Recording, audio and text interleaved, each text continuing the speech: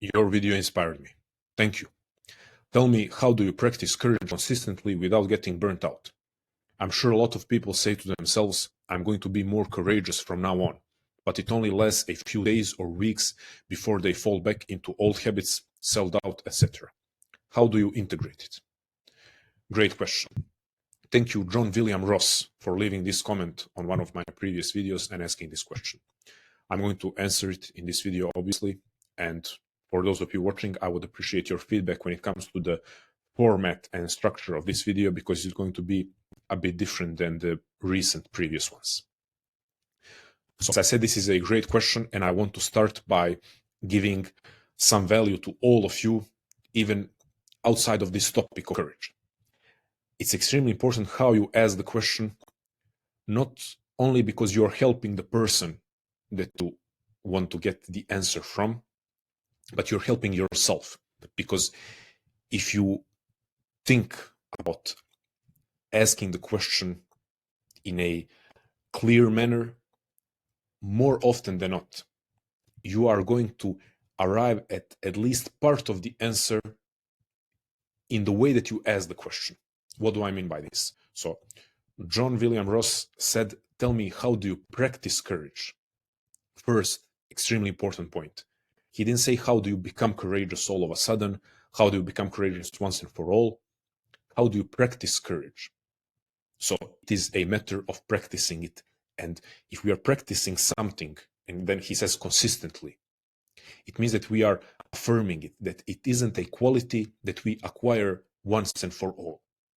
So the person who asked this question, congratulations, because you are already helping others. Some people who are watching this right now, maybe this is an important insight for them, that they're supposed to practice courage. So practice courage consistently, meaning it's a journey.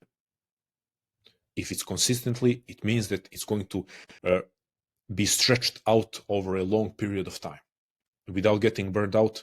So we want to do it sustainably. Consistently without getting burnt out goes hand in hand. So we could say, how do you practice courage consistently and sustainably? Once again, amazing question. And the way that it was phrased already gives some of the answers. So let's start breaking down in more depth. First, I want to present a spectrum of courage. This is something that I'm asking you to, not asking you to agree with me, but asking you to entertain this idea. And then later on, you decide if you want to agree or not. So it's not a binary. It's not something that you are either on or off. So it's not you're either courageous or you're not. It's a spectrum. If we are practicing courage, and if it's a journey, then it's a spectrum. And I want to present two opposite ends of this spectrum. One is where you cannot be courageous. You've avoiding courage for so long and lost trust in yourself to the point where you cannot be courageous. Spoiler alert, I don't think we ever arrive at either of those opposite ends, but we are moving towards them. So I don't think any human being arrives at the point where there is zero chance of them being courageous, but you can move dangerously close to this point. And I think a lot of us know at least one person who has arrived dangerously close to this point, where it's difficult to imagine them ever doing anything courageous. Then we have the opposite end, where you cannot not be courageous. You're thinking of real life heroes or fictional characters where they have been choosing courage so consistently that they cannot help but be courageous. And now, in the way that I said this, I already gave another spoiler. So let's move on to even more realistic representation of this. As I said, I pay attention to words, how something is phrased, not to go, down the Jordan Peterson route of, what does be mean? What does you mean? What does I mean? No, but still we have to pay attention to words. So this is what it would look like even more realistically. Choosing. So one end of the spectrum is where you cannot choose courage. And the opposite end of the spectrum is where you cannot not choose courage. So it's not just about being courageous, it's about choosing courage, because it is a matter of choice, or rather a matter of choices. So the person who is on this unfortunate, terrifying end of the spectrum, they have been making so many choices avoiding courage, running away from courage, where it's almost impossible for them to choose courage. And once again, we have the opposite end, where the person has been choosing courage for so long, where, again, I don't think we ever arrive at the point where it is impossible for someone to choose the easier option, let's put it that way, or to retreat in fear. I don't think it's impossible. I think all of us always have to be wary of the human tendency to choose the path of least resistance. But there is this end of the spectrum where we are moving towards it being so difficult for us not to choose courage. So if this is the spectrum of courage, let's move on to actual psychological framework that already talks about this.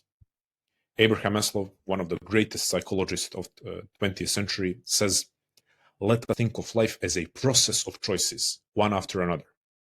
At each point, there is a progression choice and a regression choice. There may be a movement toward defense, toward safety, toward being afraid, but over on the other side, there is the growth choice. This idea is called fear choice versus growth choice, and it's, for me personally, one of my favorite ideas by Abraham Maslow, and criminally overlooked and underrated. A lot of you are familiar with Maslow because of the Maslow's hierarchy of needs, which is such a small and actually insignificant part of Maslow's work when you look at the totality of his work. And we are taught in school about hierarchy of needs in an incomplete way. So I'm not going to now go on a side tangent of giving a lecture on Abraham Maslow, but those of you who are interested in getting more background on him, because he's an extremely important thinker, you can drop a comment under this video. But some context that I have to provide is, besides hierarchy of needs, we also know about him or most people know about him because of his theory of self-actualization. And it's relevant for what we are talking about today. Self-actualization is the idea by Abraham Maslow that all human beings have the innate tendency. So once again, all human beings have the innate tendency to want to actualize their potentials, or to put it in a different way, all human beings have this innate drive to move closer to becoming all that they can be, or at the very least, to become more than who they are right now. So while most psychologists in the 20th century have been dealing with the dark side of human nature and all the ways that human mind can be messed up, Abraham Maslow was one of the first psychologists, one of the first thinkers to dedicate his career to human potential.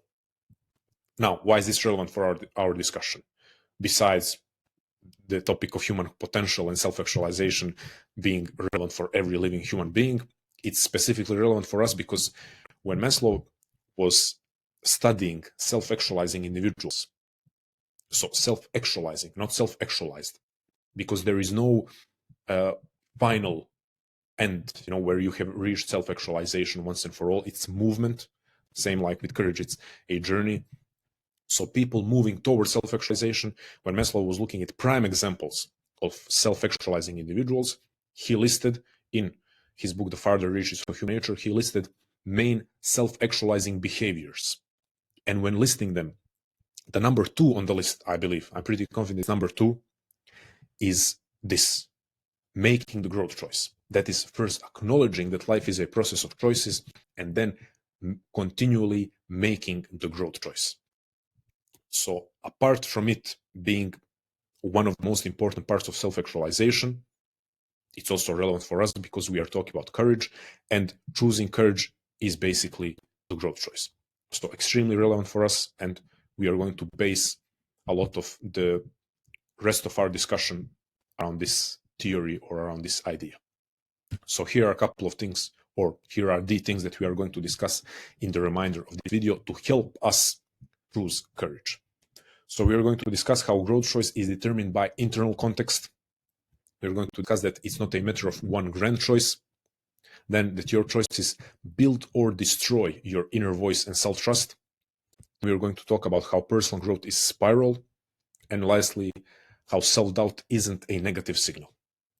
Because if we cover all of these things, we are understanding what the growth choice is and how to make the growth choice, which then leads us to the initial goal, how to practice courage consistently and sustainably. So first of all, growth choice is determined by internal context. What does that mean? The simplest way to say is that courage is often not impressive, or is at least not externally impressive. What do I mean by this? How your life and your choices look to others means absolutely nothing for the discussion of courage. So here is, a small visual representation. One is a person skydiving, and another illustration of what I consider to be honest self-reflection. That's at least how this is the illustration that I chose when searching for something that could represent honest and constructive and difficult self-reflection. Why? Why am I showing this? Because an easy way to explain how growth choice is determined by internal context is to say that a lot of people will think that skydiving requires courage. And then, to expand, a lot of people would say someone who is skydiving regularly and someone who is living a physically dangerous life, physically risky life, is courageous. That they are choosing courage, that they are choosing growth, they are making the growth choice. But that would be a mistake. I mean, it would be a mistake to make that assumption because it's about internal context. So it matters what is challenging and what is scary for that individual. And we could easily imagine a person for whom skydiving isn't scary anymore. Actually, we can imagine a person for whom skydiving or bungee jumping or any extreme activity is their comfort zone. And we could imagine that person being afraid of having an honest conversation with their partner, an honest and difficult conversation with their family, or, as presented in this illustration, of having moments of silence in constructive and difficult self-reflection. So it's easy to imagine that a person who is living externally impressive life is actually choosing fear, is making the fear choice rather than the growth choice. Now, I'm not trying to present a false binary here, a false dichotomy, where you're either choosing internal courage or you're living an externally impressive life that is actually driven by fear. You could at the same time be going skydiving and doing honest self-reflection. But hopefully the example is clear that it doesn't matter how it looks on the outside. What does this mean for you? To put it, in somewhat practical sense. First of all, there is no pressure for your courage to be impressive to others. And most importantly, you have the responsibility to ask within, what is the growth choice for you? Another example, you could look at someone traveling the world, living sort of an adventurous life. Maybe it's driven by fear. Maybe because they're escaping something from, maybe they're escaping from their home. Again, having those uncomfortable conversations with their family.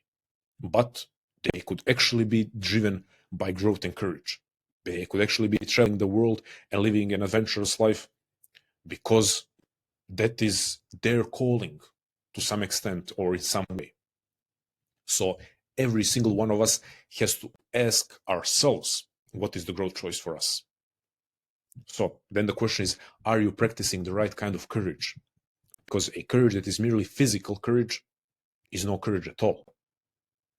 It only matters, it's only real courage if it's courage within your internal context. Okay, we got that covered. Let's move on. It's not a matter of one grand choice. So we are back to that spectrum. Two questions. What are you moving toward right now? And what have you moved toward today? We said that this is the spectrum and you are, with your choices, moving in one or the other direction. However, you simply cannot count on making the growth choice quote unquote, when it counts. Okay, this, the construction of this sentence was terrible, but let's keep it going. So you cannot expect to make the growth choice only when it counts, quote unquote, because it counts every single time. But you can imagine a person who avoids difficult conversations, who avoids small challenges in life, but they're saying, or they're saying to themselves, and they're thinking, I'm going to make that choice of courage when it really matters, when I'm supposed to quit my job, or when I'm supposed to, uh, make an important decision regarding my passion, or when I'm supposed to uh, enter a serious relationship. When something important comes up, I will choose courage. But when it comes to the small things, I'm just going to take the path of least resistance, and I'm going to effectively choose fear. Well, it doesn't go like that, because with every single choice, you're moving in one or the other direction. There is no staying static. So the question isn't what is the biggest growth choice that you have made ever. That can be an interesting question. The real question is, what are you moving toward right now? And when I say right now, I mean literally right now. So are you going to watch this video until the end? Not because of me, not to respect me and honor my effort. Forget about it. When it comes to you, your internal context, if you think this is valuable for you, the growth choice is to keep watching. Or are you going to start scrolling? Are you going to close the video and, I don't know, go whatever?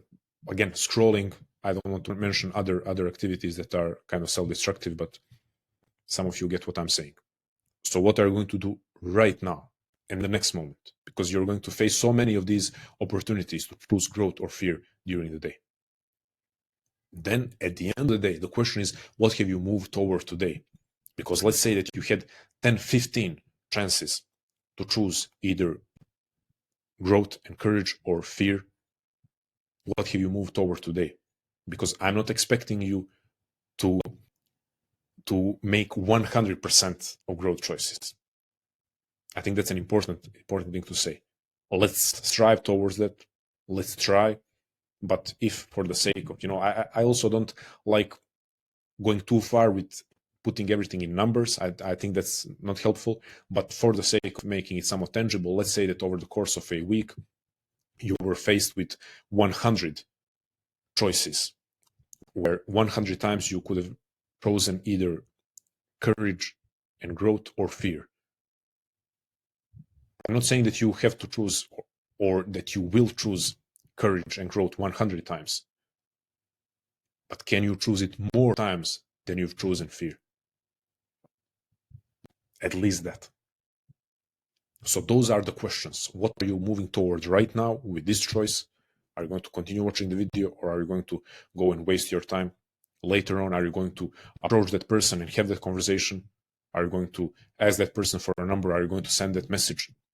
Are you going to write that sentence and post it online that you wanted to share your ideas? Those are the questions. And what have you moved toward today? Don't tell me that you're waiting for the right time to be courageous.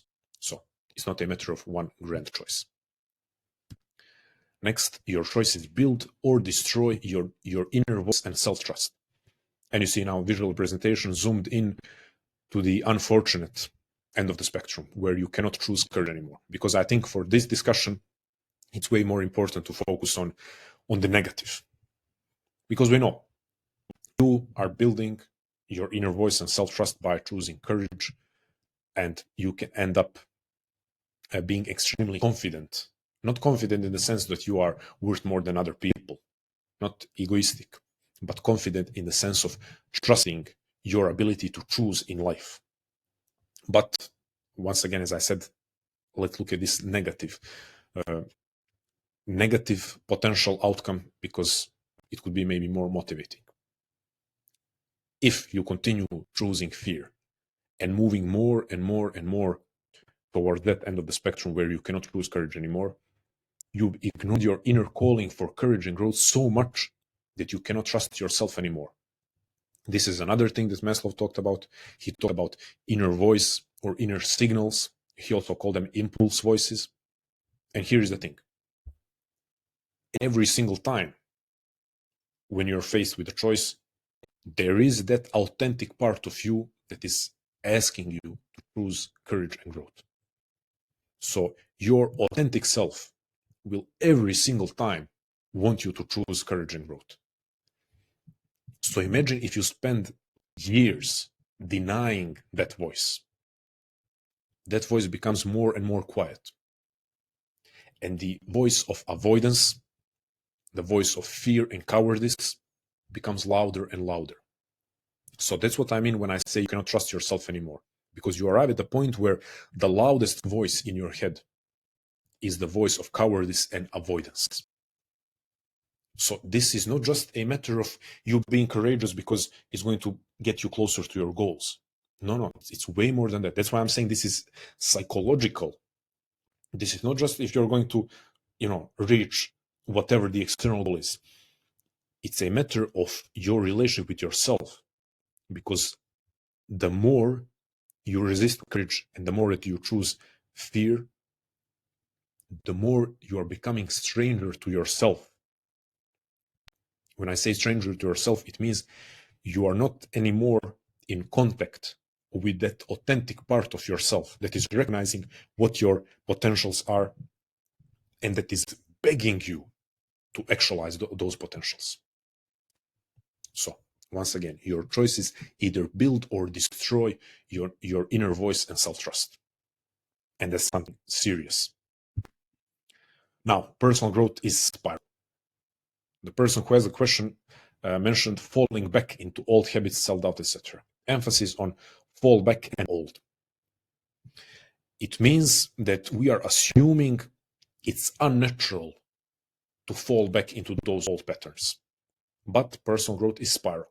I wrote a whole essay on this, but it deserves its own video because it would take maybe 30-40 minutes to unpack that whole topic. So I'm going to touch on a couple of things to make it clear, and then maybe another video is going to be on the whole idea of personal growth being spiral.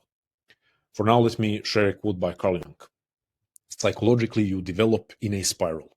You always come over to the same point where you have been before, but it's never exactly the same. It is either above or below. A patient will say, I'm just at the place where I was 3 years ago, but I say, at least you have traveled 3 years. What does this mean? I like to put this in the context of stories and characters. So first we have to acknowledge that your life is a story. Your life is a narrative. Or at the very least, your life should be a narrative. If it isn't, that's a problem. So if your life is a story and if it's a narrative as it's supposed to be, then you are a character and you are the main character of that story. Now, if you're a character, then it's completely valid to look at other characters for insights when it comes to psychological development and overall development. So I'm asking you to think of fictional characters that have inspired you and motivated you and that you have learned from. And then I'm asking you to find me one of those characters that whenever he or she learns something and whenever he or she defeats and overcomes an internal self-destructive pattern, it's once and for all. They learn something and they start applying it once and for all and never go back. And when they overcome an internal battle, an internal pattern, they overcome it once and for all. I'm going to tell you right away, you will never find that character. If you find that character, it means that it's a terrible story, that it's a terribly written character. Because real stories, real myths represent psychological truth. And psychological truth is that we develop in a spiral. So, for example, Batman is dealing with anger throughout his story. Are you going to tell me that he never developed? No, that's not true. He's dealing with anger, but on different levels to a different extent and with more or less success. There cannot be a point where he defeats anger once and for all. Or let's not even now say if that point can arrive. The matter is that you're presented with a story of a character development where this particular character has a pattern that he or she is dealing with. Now, let's take, for example, Harry Potter. Harry Potter is dealing with resentment. Throughout the whole story, he's dealing with resentment. Does that mean he never progressed? No, he progressed immensely. Frodo in The Lord of the Rings is dealing with self-doubt. Or even better example of self-doubt is Aragorn. He's also dealing with self-doubt throughout the whole story. So every single character that you find that is well written, and if it's well written, that means it represents true psychological development. They are again and again and again dealing with certain inner patterns, but in a spiral. So another visual representation that you see right here is this spiral where, okay, you are dealing with the same thing and it seems like you're at the same place, but you are above. What does that mean? You are not. It would be great if you can get rid of a certain pattern once and for all. So I'm not going to discourage you from that. But what you're actually looking at, if the pattern appears once again, that's not a sign that something is wrong with you. What you're looking at is, am I able to notice this pattern more quickly than the last time? And am I able to snap out of this pattern more quickly than the last time? I can tell you right now, I'm dealing with self-doubt. I've been writing online for 5.5 years. 5.5 years. Every single day writing. And I'm still dealing with imposter syndrome. You think this video is, of course it's enjoyable to make it. And it was enjoyable creating this, I don't know how to call it, lecture, presentation, whatever. At the moment, right now, I'm dealing with imposter syndrome because I'm scared to call this a lecture. Of course, it's not a lecture, but I don't know how to call it to not seem like I'm trying to appear as if I know everything. So 5.5 years and over 200,000 people following me and receiving so much acknowledgement on a daily basis, and I'm still dealing with imposter syndrome. However, I'm able to catch myself more quickly. And I'm able to deal with it in a healthier and more constructive way. Because if I'm following the mistaken thinking that falling back into old habits and patterns is a sign of no development, then I should be saying that after 5.5 years I haven't progressed. But I know how much I've progressed in 5.5 years. I know how much success I've had internally and externally, while still having to deal with reoccurring patterns. So you are developing in a spiral, and facing old patterns isn't a sign that you are regressing, isn't necessarily a sign that you're regressing. Of course, we have to, it's all contextual, but isn't necessarily a sign that you're regressing, and isn't a sign that something is wrong with you.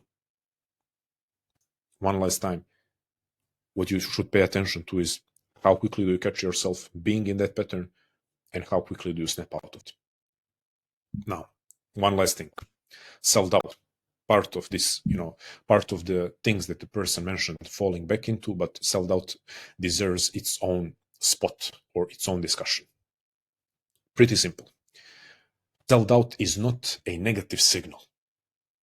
If you were absolutely confident at all times, it would mean one of two things. You're not challenging yourself. That is, you're not getting out of your comfort zone. You're not trying to get out of your comfort zone. And or you are delusional. So do you want those things? Do you want to not be challenging yourself? Do you want to stay in your comfort zone? Do you want to not be pushing yourself? And do you want to be a delusional person? Hopefully not. So every single time self-doubt appears, it should actually be an acknowledgement that you are pushing yourself, getting out of your comfort zone, and that you are still able to think critically. But here is the thing, here is the problem with self-doubt. We don't want to be paralyzed by it. So we don't want our critical thinking to go too far. And here I am writing under the pen name of Recovering Overthinker. So if anyone relates to you, if anyone relates to being paralyzed by self-doubt, it's me. if anyone relates to allowing his critical thinking to take him too far into the realm of analyzing, it's me. I can relate to it. But once again, what did I say with spiral development? The same is true with self-doubt. So I'm acknowledging it as part of the journey. When self-doubt appears, I'm saying to myself, okay, this is actually a good sign. I'm pushing myself and I'm still able to think critically.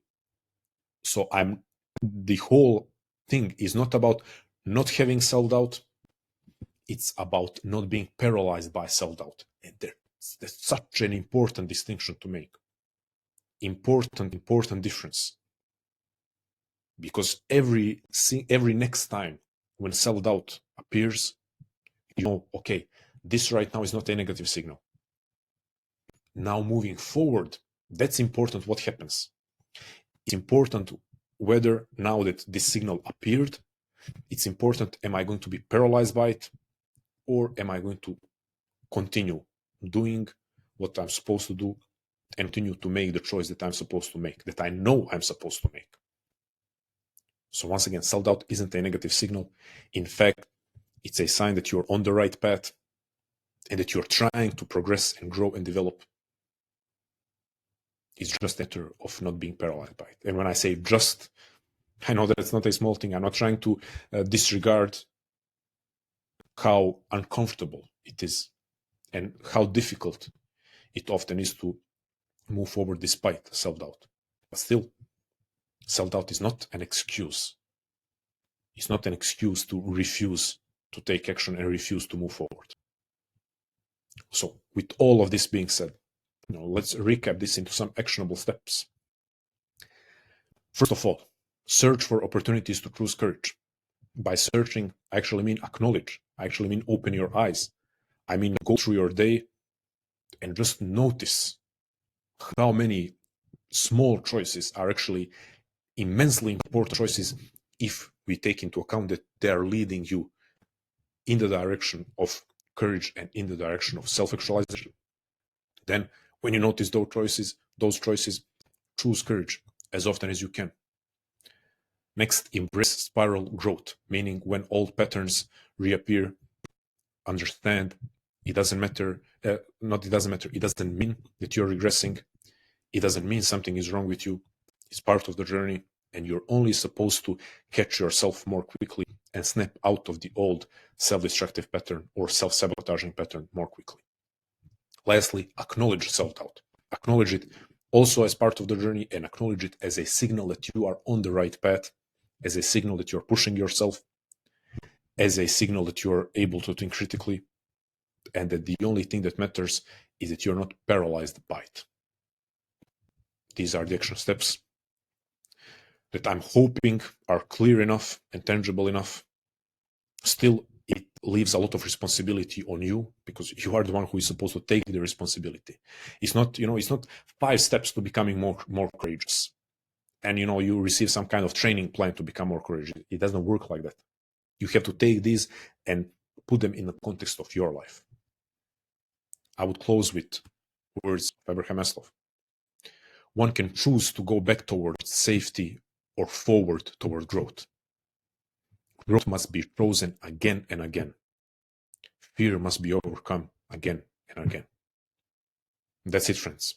I know for a fact that you can choose growth today again and again. I know for a fact, unless you're watching this before going to sleep, if you're watching this beginning of your day or midday, I know for a fact that you have at least one chance to choose growth today, but probably more than one. And if you just try to choose growth more often than you choose fear, you're moving towards that version of yourself that you're supposed to become, and you're moving at least one step closer to all that you can be. And I think that's a fair trade to make, to choose growth and in return move towards all that you can be, all that you are supposed to become. That's it. If this was helpful, valuable, tell me in the comments. I would appreciate feedback, as I said, on this format and structure, because this is something that I enjoy doing. I've been spending spent a lot of time creating this style of workshops professionally, in my community and doing workshops with other people online, but haven't been sharing a lot of videos in this format publicly. So let me know if you like this, and drop any questions, because I will be more than willing to reply to as many questions as I can in this structured and detailed format, hopefully detailed enough. Thank you for your time and attention, and as always, stay strong, love life, and never feel sorry for yourself. And of course, choose courage.